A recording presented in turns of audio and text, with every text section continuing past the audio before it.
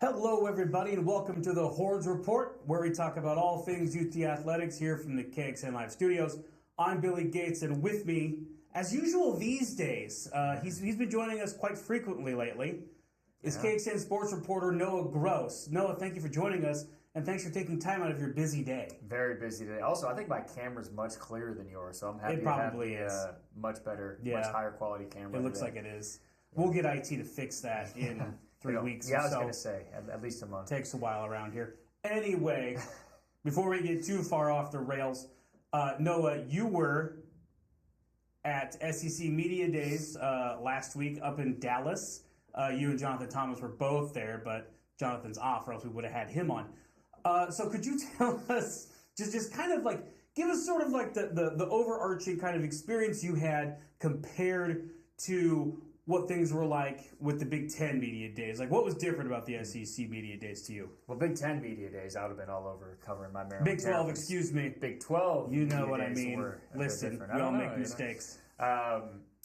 Big 12 Media Days were, I've kind of seen SEC Media Days, and they've always been in a hotel, at least since I've been covering college football, and Big 12's always been at Jerry World, AT&T Stadium in Dallas, and it's a very different kind of atmosphere and environment in a football stadium, and obviously Jerry World's kind of like on one end of football stadiums versus in a hotel, in a ballroom. The SEC is so regimented with everything they do. It's, okay, the players have 20 minutes exactly to do this, and they go here and they talk to SEC Network, then they talk to this media. So it's very streamlined, and I would say it's not as personable, whereas at the Big 12 Media Days, players and coaches are kind of walking around, and you're able to maybe once in a while just talk to the players, get some B-roll of them interacting with whether it be kid reporters or just other media members or team individuals, staffers, things like that. The SEC is very much, this is exactly what they're doing now, this is who they're talking to, then they get out and do the next thing. So it's kind of nonstop.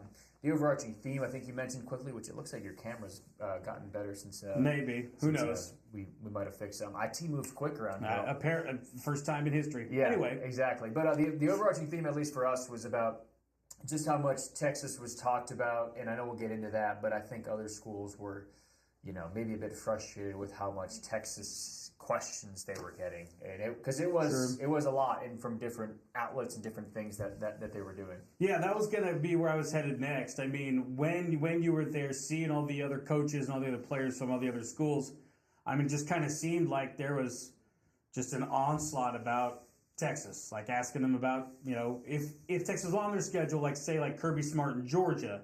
I know he got a bunch of questions about Texas, which that should be a really good game coming up here in October. But anyway, I mean, what were sort of like the answers like from those kind of opposing coaches? Like were they like hostile at all, or like were they just sort of just like kind of irritated? Well, one thing I wanted to mention actually in the first part was the SEC's got money. I'll say that. Sure. The way they treat everything, including media members, is a lot different than the Big 12 and this used to cover the Big 10 as well. So the SEC is not strapped for funds, I will say that. As far as how everyone handled the Texas questions, everybody gave better answers on Texas than Texas. The Longhorns are so good at avoiding the answer that media members want to get. And, not even asking for clickbait type stuff, but just, something to kind of humanize or get more in-depth kind of analysis. And Texas is very good. Their media team's all professionals. But the other schools, especially when it was Texas A&M and Arkansas, were both speaking on the final day in the morning session. Texas's biggest rivals, they're rejoining. Obviously, Oklahoma was still in the Big 12 with them making the SEC move. And A&M and Arkansas players gave much better answers on the renewed rivalry with Texas than Texas was giving on the renewed rivalry with those programs as well. So when we would ask, it was Calvin Banks, Jahdae Barron, and Quinn Ewers. Quinn Ewers did give a great soundbite saying that his dad thought growing up the Texas A&M game was bigger than the Oklahoma game. But some of the Arkansas players and Texas A&M players were very into it, including Torian York, I believe, is the sophomore linebacker, under-recruited guy, started every game his freshman year. He was there at media days, which is pretty rare for a guy that young to be there. And he notably, I was talking to a Texas A&M media member, said notably did not get recruited by Texas. So I tried to, ask him about that, and he says, no, definitely did not get recruited by Texas at all, and said that game will be a lot of fun. But I did hear elsewhere, he was like, I don't even talk to anybody on Texas. It's extremely personal. So Wow. the A&M guys in Arkansas, maybe a bit less so, were leaning into how much it means to play Texas. That's interesting you say Arkansas, because that rivalry goes back to the days of the Southwest Conference way back in the day. Yeah. And that's been a defunct conference for 30 years? Yeah. Maybe even longer. So it's interesting that the guys now who've never had to play Texas really ever in anything other than non-conference stuff, that they're so fired up about that. Obviously, you're going to expect that with A&M, right? You're always going to have that Lone Star Showdown kind of rivalry always looming, no matter what conference either team is in.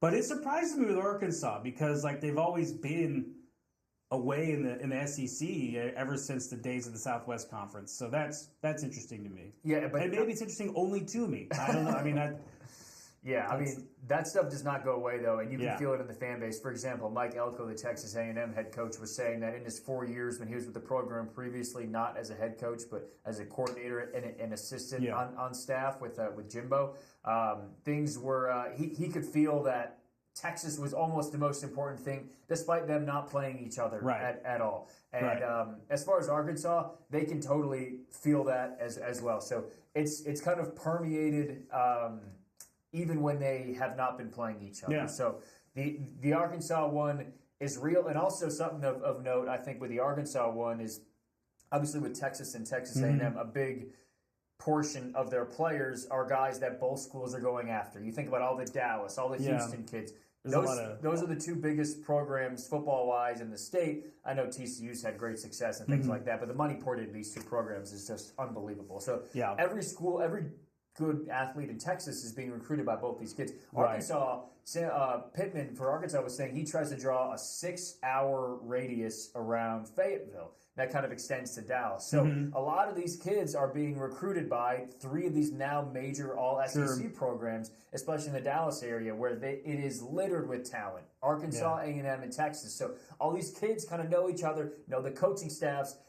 So that just adds another layer to these 3 programs in proximity as well. Yeah, some of those East Texas football players, they're studs out there, man. So definitely see the reasoning why Arkansas would want to get into Texas, because I mean that's a big hotbed, especially out East Texas, with Longview and Tyler and towns like that. So, and Pittman actually mentioned, he's like, usually in our eyes, there's only 5 or 6 players in the entire state of Arkansas that are SEC caliber. So, I mean, I'm sure all the high school coaches want to hear that. Exactly. Right or not, they want to extend and get players outside of the state of Arkansas. Right. So that's been a big focus for them, and that maybe just amplifies with the move for again, breaking the microphones, the move with Texas to the SEC. Please don't break stuff. Try not to. Please don't. Just get too excited. All right, well, speaking of excitement, the media members on site conducted a media poll as to who they think will finish where in the conference. Your classic SEC media poll. And here it is. No surprise, Georgia way out in front. I don't have the point totals here, but trust me, Georgia was far and away the number 1 selection by the media in attendance at SEC Media Days. Texas number 2, I kind of expected that too. Alabama at 3, Ole Miss 4, LSU 5, Missouri 6, Tennessee 7. It gets to Oklahoma at 8, the other SEC newcomer. A&M sits there at 9, and then everybody else follows that. Arkansas, we've talked about, is at 14, probably looking to finish a little higher than that. Noah, just your general thoughts on this poll. I mean, it's preseason poll, so it means quite very little. I stumble over my words. It doesn't really mean a thing. Instead, it gives us stuff to talk about. So just kind of talk about this.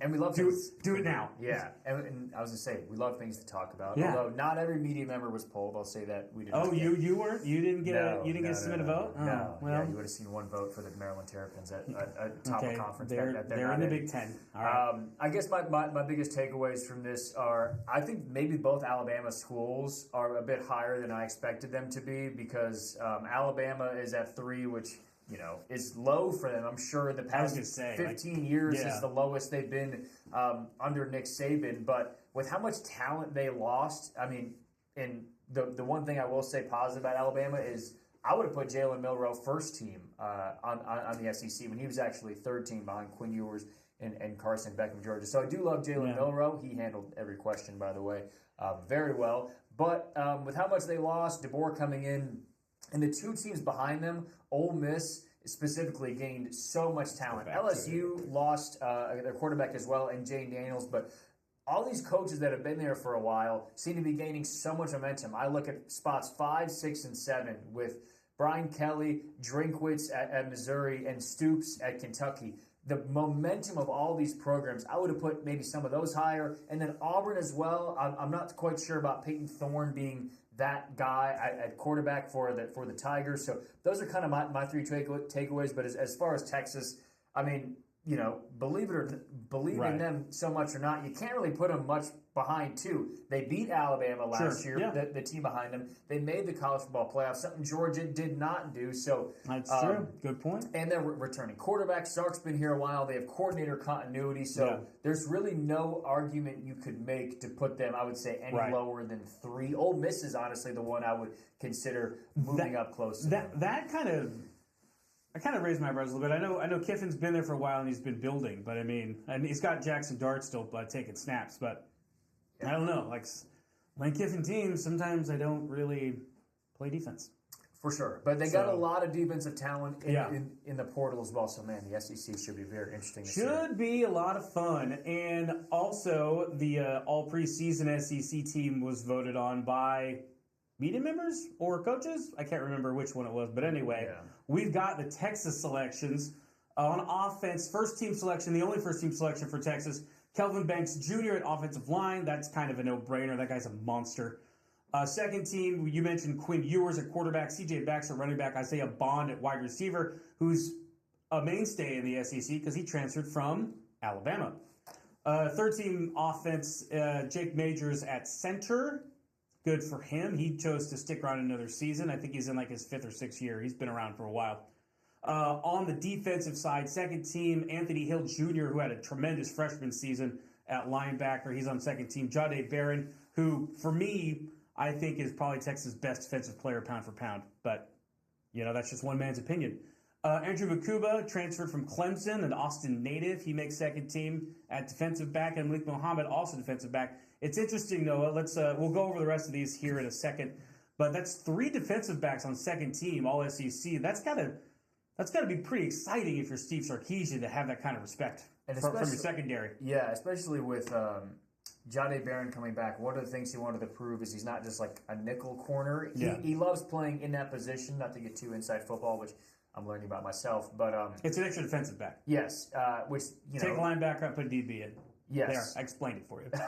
Thank you, Billy. So Jahdae Barron, he loves playing nickel. He said because he's involved in a lot of plays, but he wants to prove he can play outside as well. So with some other really good defensive backs around him, and that's going to help. And they also have some depth there as well. Yeah. Another local product.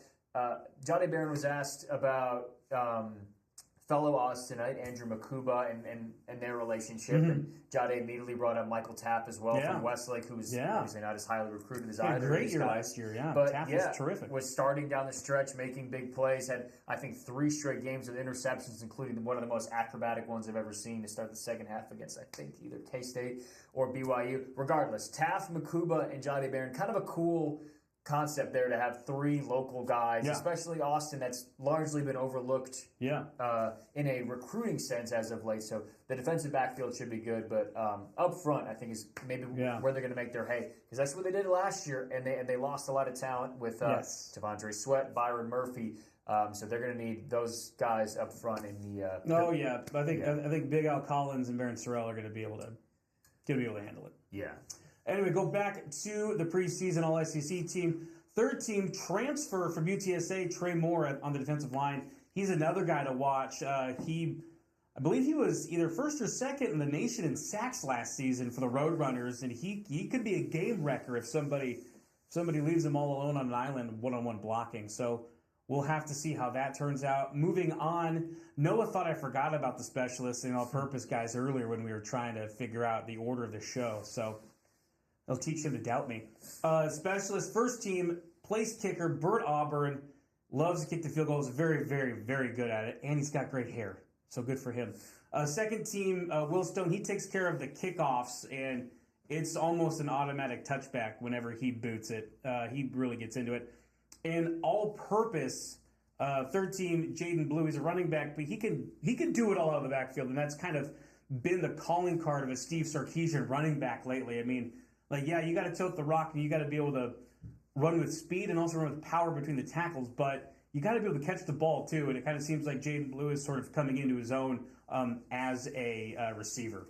Yeah, for one, I didn't know that they were voting on kickoff specialists for first team. I thought it was just kicker as a whole. But you got to spread it out, man. Yeah, voting for everything. You got to spread the love. So, but yeah, you mentioned Blue out of the backfield and some depth in the defensive backfield previously. The depth in the offensive backfield is particularly of note to me.